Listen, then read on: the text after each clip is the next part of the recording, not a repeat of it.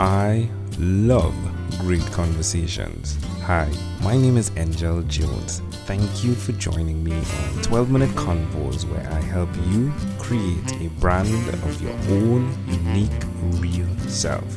Listen in as I have conversations with amazing people from all over the world. Good night, Brian Meninga. How are you going on this wonderful, beautiful night? I'm doing great. Glad to be here. Glad to be with you this evening. It's a great pleasure to connect with you, Brian. Please do tell us, what part of the world are you in right now? So I live in Central Virginia, a little community called Waynesboro, just west of Charlottesville, which everybody knows where that is now. Didn't used to know that, but everybody knows that now. Yeah, why does everyone know where that is now? Well, there was I guess it was a month and a half ago. There was a big racial blow up and over the removal of the Robert E. Lee statue, and it made national news all over the country, and Wow. not necessarily a good thing, but yeah, kind of put Charlottesville on the map. Interesting. Well, my friend, please do tell me, which of your talents is responsible for us meeting? Well, I'm somebody who likes a lot of things, so I guess I have a lot of talents, but probably the one that resulted in us meeting is I love building relationships, and I think it's something that I do fairly well. I like to build a lot of things, but yeah, through the years I've built a lot of relationships, and we connected online and through some of our common relationships, and so I guess that's how this came to be this evening. Yeah, it is so amazing the way things connect, right? It's so fascinating. So we both know of the great Aaron, like we could call him the great now, right? The great Aaron Walker. He's definitely touched both of our lives, hasn't he? Oh, very much so. He's I'm part of the Iron Sharpens Iron Mastermind group that he leads, and that's been a huge benefit for me in my personal life, my business, and so just the fact that he has taken the time and energy to build that community and to invest in all of us is invaluable. Yeah, Aaron is amazing. Well, do tell me, Brian, a bit about your business and what you're doing now. You're definitely fired up, right? Yeah, we're launching a new product, which I'm really excited about. Like I said, I'm a builder. I love building things. I've been building things since I was a little kid, tree houses and forts and bicycle tracks. And I love seeing raw stuff to come together. So that's involved through the years, teams and companies and things. But what we're building right now, coming out of our company, is what we're calling a tiny office. And so for years, there's kind of been two ways to have an office. You could have one the traditional way where you go and you drive to your office, or you could have one at home. But both, which one, the one at home was in your house. And there's drawbacks to both. The one at home, sometimes you don't have space, or it's distracting, or it's hard to do a podcast because it gets noisy and there's kids. Or the one you drive is expensive and you've got commute and time away from your family. So we're creating a tiny portable office that you can set up in your backyard. It gives you flexibility. You can take it anywhere you want to. And that way you have a focused workspace right at your house. But it helps you keep your family life and your business life separate enough that you can be healthy in that, and give you a great focused workspace. So we're building those and starting to roll that out of our company here in Central Virginia. We're really excited about it.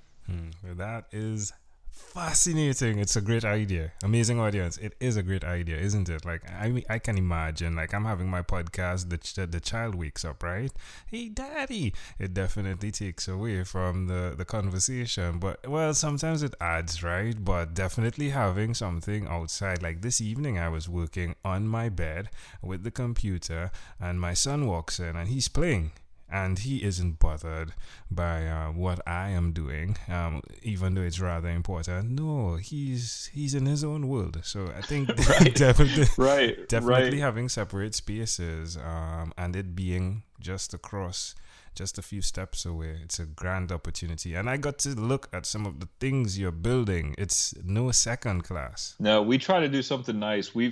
I spent a lot of years in custom remodeling, and so we did high-end kitchens and bathrooms and those kinds of things. And so we're trying to bring that custom flair to what we're doing now. And so, yeah, it's interesting you talk about your son. When I started my first construction company back in 2003, we had little children, and my office was in the house, and it was just crazy. I couldn't work. And on top of that, daddy was home. So they thought, well, why can't daddy play? And I'm constantly saying, well, no, daddy's got to work. And it wasn't the relationship I wanted with my kids. And so I actually converted a shed that was adjacent to our house to my office and moved out there. And it was wonderful. It was so much better for everybody involved. Yeah. And so, yeah, some of the genesis of this idea goes all the way back to then. It's amazing how it always connects, right? How the things we think are pain actually is the foundation being built, right? Pun intended, right, builder? Pun intended. Exactly. But tell me one other thing that you've done consistently over the last 3 years, Brian. Yeah, that was a good question. And the one that came to mind is exercise. And that was not a part of my life for probably the previous 15 to 20 years. But I have consistently exercised for the last 3 years. How does that make you feel? Wonderful. So much better. I wasn't quite at a crisis point, but I was at a point where I just never felt good, didn't have any energy. By the time I got home at the end of the day, I had nothing left for my family. And I just had never taken care of myself. And I just realized one day, I was like, I cannot live the rest of my life this way. And so I started jogging with one of my daughters, and it was really bad. I mean, she would like run ahead and then she'd stop, wait for me to catch up. And I mean, I couldn't go very far at all. But today, I can run a 5K without any trouble and enjoy it. I exercise, at least 4 to 5 times every week, and it's just been transformational for my life in so many areas. That is definitely inspirational. Please suggest to someone out there, an entrepreneur who may be working his butt off, right? Why he should do what you've done by incorporating exercise in his regime. Exercise is healing to the body, to the mind, to the brain, like to the emotions. Even the idea that we were just talking about that this product we're launching, the very kind of first seeds of that I can chart in this past year came while I was out jogging. Mm-hmm. And so some of the problems I face in business, I get out and I clear my head, go for a walk, go for a jog, and the answers come. So I wouldn't want to live my life without exercise now. Well, amazing audience, we are live with Brian. Brian, point us to a website, please. How do we find out more? How do they go see the amazing inventions, if you would, that you're creating? Yeah, it's studiotrailer.net, so you can find us on the web there, or on Facebook. It's facebook.com/studio trailer. We definitely have that in the show notes. Well, Brian, let's switch gears for a moment now, and let me invite you into my time machine that is surrounded with beautiful, warm, blue Caribbean water. Brian. Sounds great. What is your earliest childhood memory? I have a lot of early memories, but the one that kind of stuck to me is that when I was little, my dad had a train set that he had model train set that he had built when he was a teenager that was at my grandparents' house. And I remember going up there with him one time at Christmas to dismantle it and bring everything home so that we could build our own train set. And I guess I was 4 or 5 years old. I was pretty little. And yes, I remember kind of working with him to take that apart. And I was so excited because we were going to have our own train set rather than it just be at Grandma and Grandpa's house, which was 7 hours away from where we lived. Mm-hmm. So you're 4 or 5. Why do you think this memory is so clear? I think because, like I mentioned earlier, I like to build things. So it was kind of on that front. I also thought trains were really cool, just like my dad. And I think the fact that I got to do it with my dad made it all the more meaningful. Mm-hmm.